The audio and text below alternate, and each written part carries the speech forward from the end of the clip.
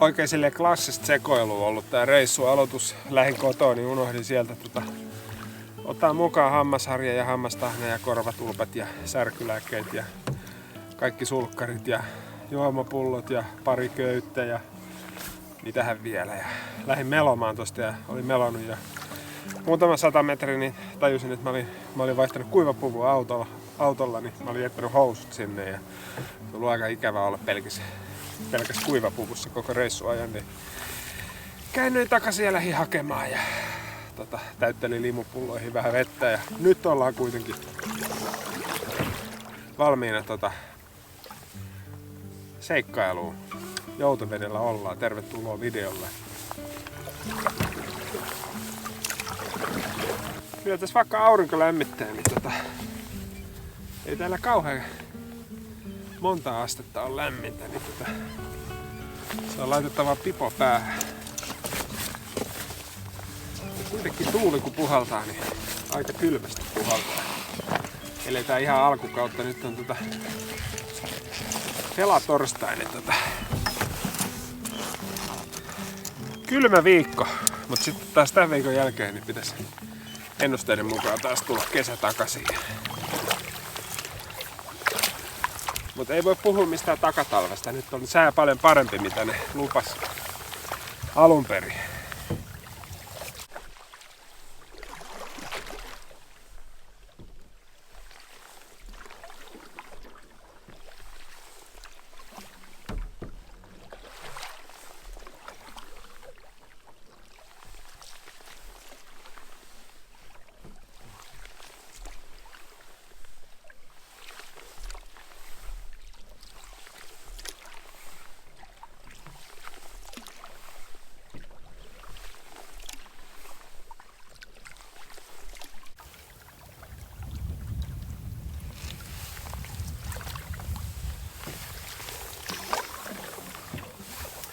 Mä luulen, että tästä reissusta ei tule mikään semmonen, että kauheasti kilometrejä yritettäisiin saada, vaan aika lepposa reissu. Ja nythän on se aika vuodesta, kun noin saimaannorpat vaihtaa Turkkiin ja se tapahtuu silleen, että ne menee tonne kallioille pötköttelemään ja kuivattelemaan sitä Turkkiin. Niin on aika hyvät mahikset nähdä saimaannorppa. Mutta siinä täytyy aina muistaa se, että saimaannorppia ei saa nyt häiritä, koska se Turkin kuivuminen on jotenkin, se on tärkeä homma siinä prosessissa ja sitten, että jos se norppa pelästyy sua ja joutuu lähteä uimaan, niin sitten se taas joutuu aloittaa se kuivattamisen uudestaan. Näin mä oon ainakin ymmärtänyt, mutta kuitenkin yritetään nähdä saimaannorppaa ja sitten kalastellaan ja tolleen, niin ei ole mitään. Nyt ei ole mitenkään niskalimassa vedetä, vaan lepposa reissu.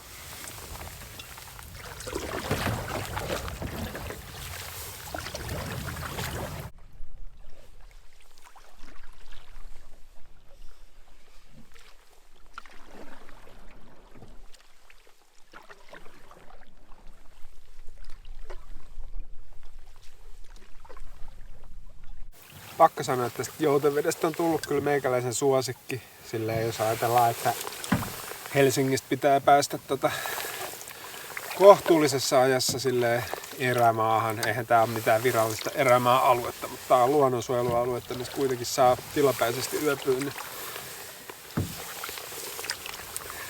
täällä on jotenkin tosi kaunista. Ja sit se, että täällä ei juurikaan ole liikennettä eikä mökkejä. Niin, tää on semmonen paikka, että mä oon niinku haaveillut tästä koko talven. Vaikka mä olin viime kesänäkin täällä 2 kertaa, niin koko talven miettinyt, että heti kun pääsee, niin mä tuun tänne. Tää menee mulla, niinku mun kirjoissani, tää menee Koloveden ohi. Et jos sä oot ollut Kolovedellä melomassa, niin tuu ihmeessä tänne, tää on musta vielä hienompi. Ja sit tässä on se hyvä puoli, että toisin kuin Kolovedellä, niin täällä saa yöpyä missä vaan. Paitsi, oliko se nyt viimeinen 4. vai 15. huhtikuuta, kun ei saa rantautua saariin nimenomaan sen saimaannorppapesinnän takia, niin täällä ei talvella ja alkukeväästä, niin retkeily on rajoitettu, mutta tälleen melontakauden aikana niin kyllä tää on ihan siis todella hieno kohde.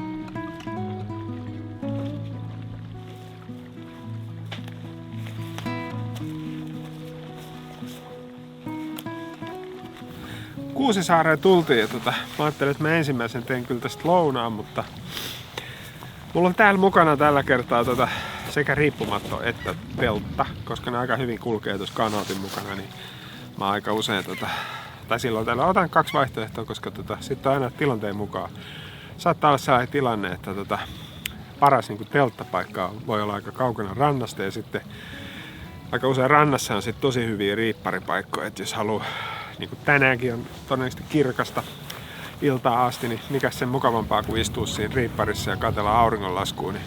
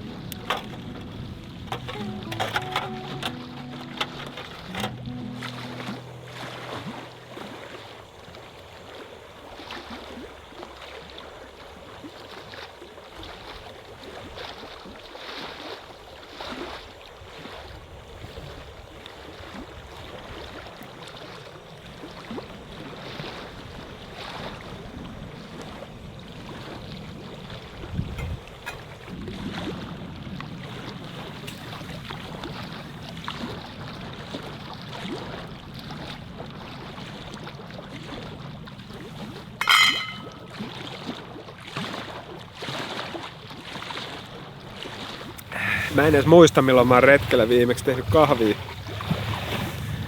Muuta kuin aamulla. Yleensä vaan.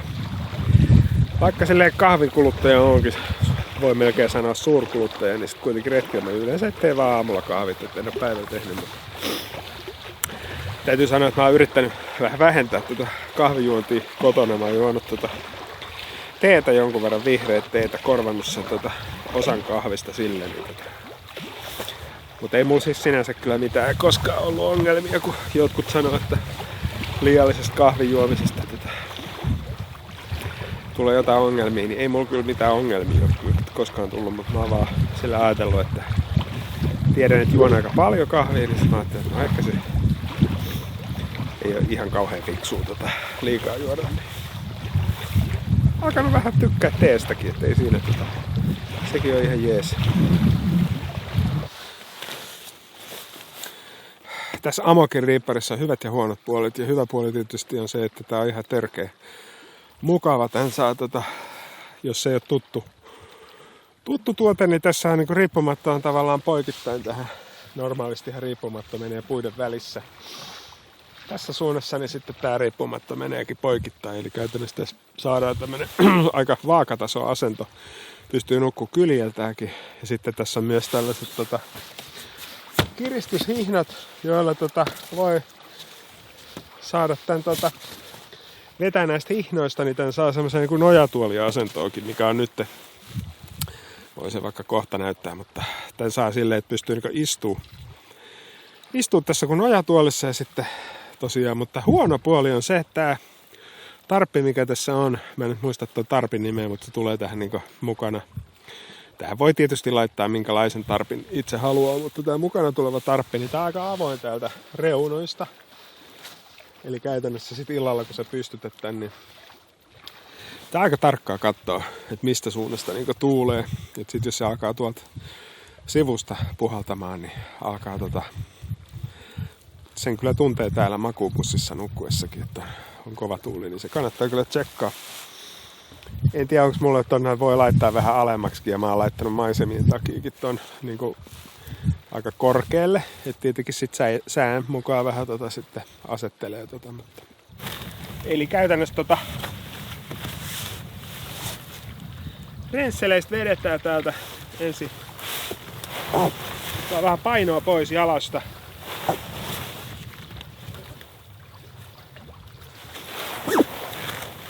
Noin. Sitten selkänoja täältä samalla tavalla.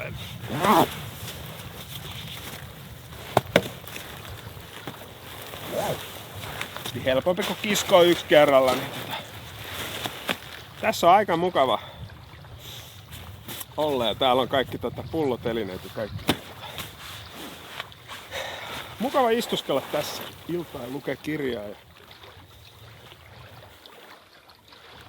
Oho.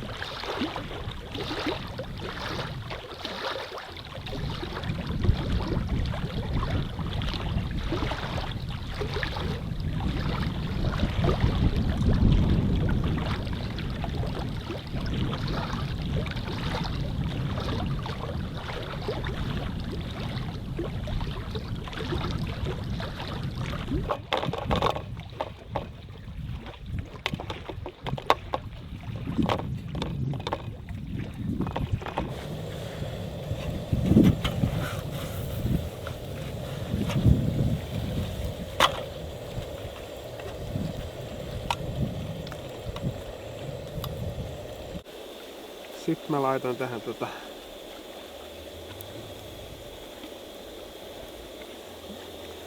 tomaattikastikkeen.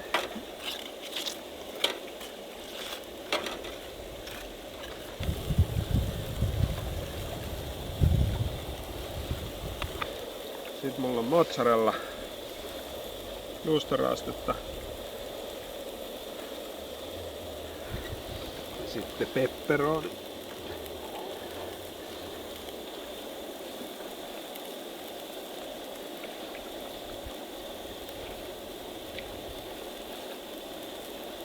Mä ainakin koitan laittaa tän kahteen.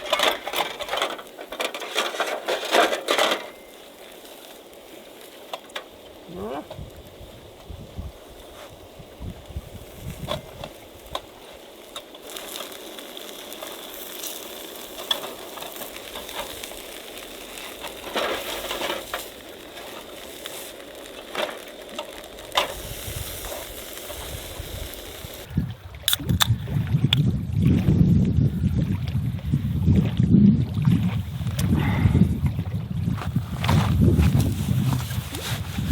Todellinen ongelma se, ettei näe tosta kamerasta mitään. Silloin kun paistaa aurinko.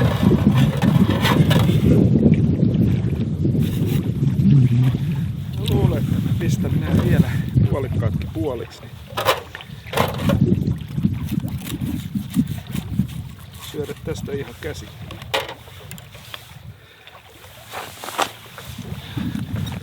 Näkyykö kameraa?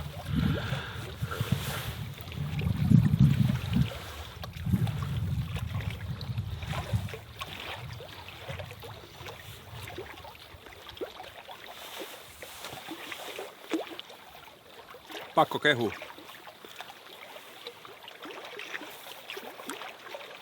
Aurinko alkaa laskea.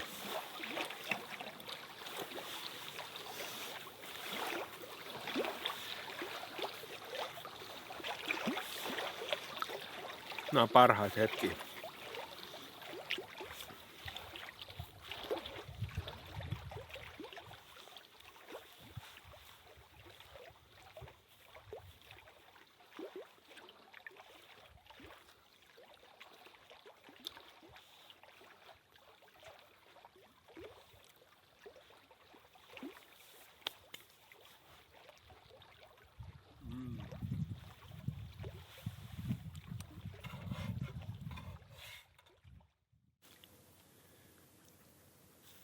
Yhtäkkiä tuli täysin tämmönen tyyni. Tuuli loppu kuin seinää ja te kuulette tätä hiljaisuuden. Ei ole vielä tullut ilmeisesti oikein muuttolintui tänne, kun hyvin vähän lintui. Ja tarkoittaa myös sitä, että saa ehkä nukuttuukin ihan hyvin. On mulla itse asiassa korvatulpat. Mä kävin ostaa, kun mä unohdin ne korvatulpat, niin mä kävin ostaa huoltoasemalta tuossa tänne tullessa, mutta mä veikkaan, että ei niitä tarvii. Täällä on niin hiljasta. Mä luulen, että huomenna on vähän samanlainen päivä kuin tänään, eli ei mitään turhaa kiirettä pidetä. Tänään meillä on 10 kilometriä, huomisesti ja mitään hajuu. En ole vielä yhtään kattonut. Sen verran kattelin tuossa säätiedotusta, että kun mä oon todennäköisesti lähes täältä yli huomen kotiin lauantaina, niin silloin on pikkasen kovempi tuuli ja tuulee vähän silleen niin kuin pohjoisesta. Niin mä luulen, että mä menen tuolta vähän silleen pohjoisen kautta huomenna kiinni. Petaan sitten viimeiselle päivälle myötätuulta, niin vähän päästään helpommalla.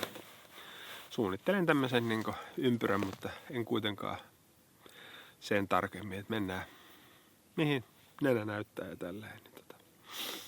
Mä luulen, että alkaa olla tässä tämä päivä hieno melontapäivä ja hieno kauden aloitus tälleen niin kuin pidempien retkien tai yön yli retkien kanssa.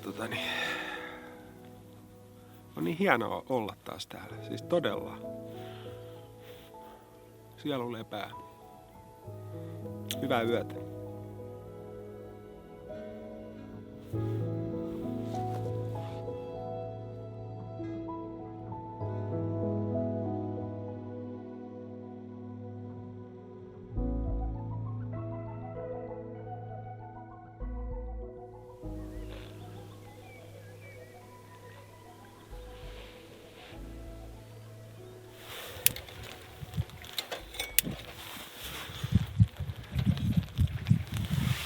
Huomenta vaan. Herättiin tällaiseen, tai minä heräsin, ette te varmaan herännyt, mutta vihkosateiseen aamuun, aika kylmä. Olisiko pari astetta lämmintä vaan ja otan tässä just keittimen päälle ja ala aamupala hommiin. Vähän katkonaisesti nukuin, mutta ihan hyvin kuitenkin, mutta se on aina joka kerta sama juttu reissulla kuin on. En nuku ikinä siinä ensimmäisenä yönä kovin hyvin. Et sitten jos pidempi reissu, niin sitten aina toisesta yöstä alkaa ja tulee nukuttua vähän paremmin. Mutta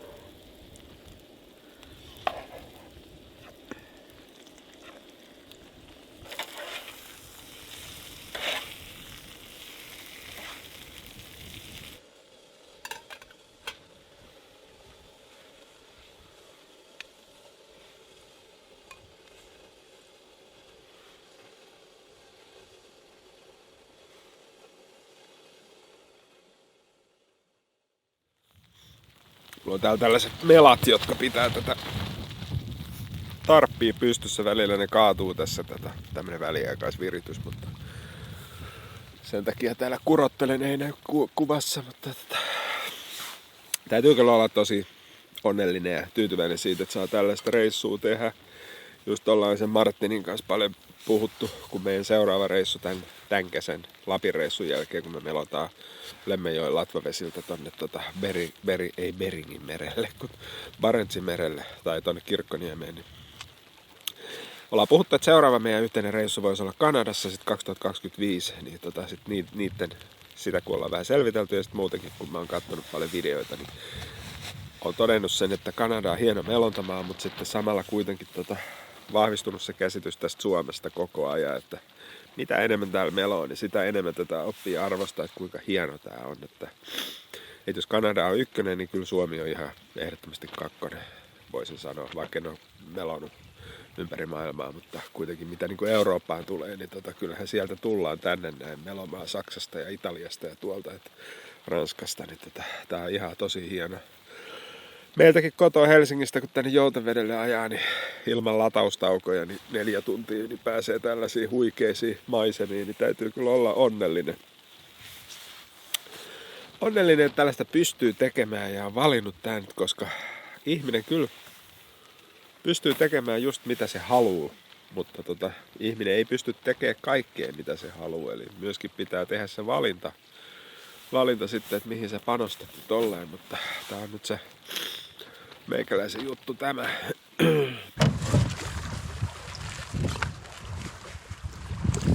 Haskivi.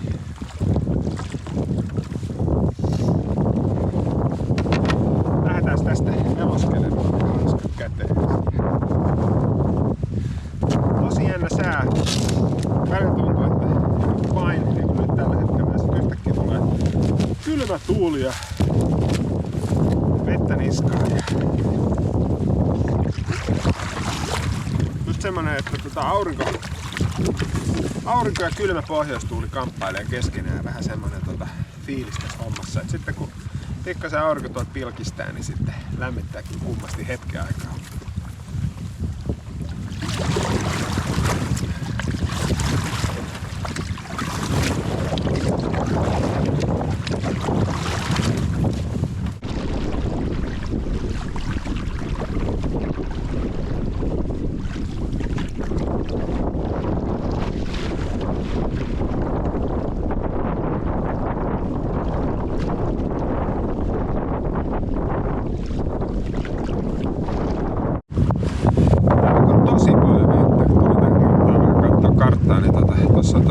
Notski niin vedessä. Muutenkin huomannut se eilinen yöpaikka tai viime yön yöpaikka, niin siellä oli kallio oli vähän isompi viime kesänä, mitä se nyt oli. Tosi korkealla vesi tällä hetkellä.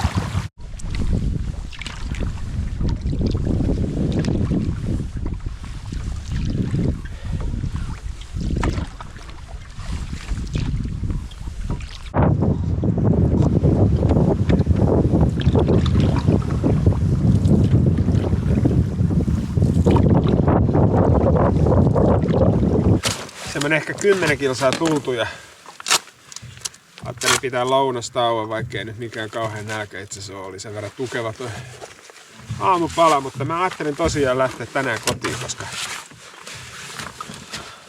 siinä on parikin syytä. Toinen on se, että tää sää ei tästä yhtään parane, huomenna on aika kova tuuli, niin mä luulen, että mä jätän sen väliin ja sitten toisekseen, niin mulla on semmonen tilanne, että mä oon lähdössä maanantaina poikkeuksellisesti teiden jälkeen maanantaina niin 2 yön sellaiselle erikoisreissulle, mihin liittyy Backcraft-melontaan. Niin mä saan tässä niinku kuitenkin, vaikka tätä reissua päivällä lyhennänkin, niin pääsen kyllä melomaan tässä lähipäivinä ihan. Siinä mielessä ei silleen jää hampaankoloon tää päätös. Siinä mielessä, että päästään kuitenkin meloskeleen. Niin syödään nyt lounas tässä tihkusateessa ja jatketaan matkaa.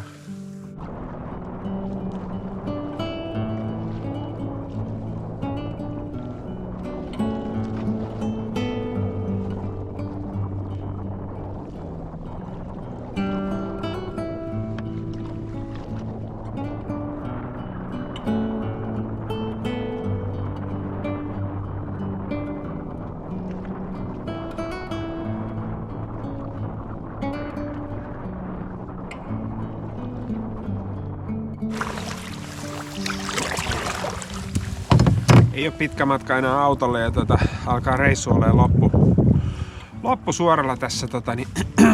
Pikkasen kovat kelit yllätti tässä. On ollut ihan vaahtopäätä ja vähän vaikeeta eteneminen vastatuulessa, mutta nyt kun pääsin tämmöiseen tyyneen kohtaan, niin ajattelin pistää kameran käyntiin ja kertoa tai puhua loppusanat tässä vaan ja kiittää teitä, kun olitte siellä katsomassa tätä videoa. Ja nyt olisi tarkoitus tässä julkaista näitä tuotantokausia niin sanotusti käynnissä, niin melontavideo ja muutakin videoa varmaan tästä pukkaa. Ootteko tykännyt niistä niin sanotusta Aaltojen ajattelija-konseptista? Se oli vähän semmonen itseironinen se nimi, niin sellaisia on tässä pyöräyttänyt pari kappaletta, mutta mä yritän aina, että nekin liittyy retkeilyyn tavalla tai toisella, ettei ole ihan silleen tuulesta temmattuja videoita nekään, mutta tosiaan kiitos sulle kun katsoit tämän videon, toivottavasti nautitte yhtä paljon kuin minä ja nähdään seuraavalla videolla taas. Moikka!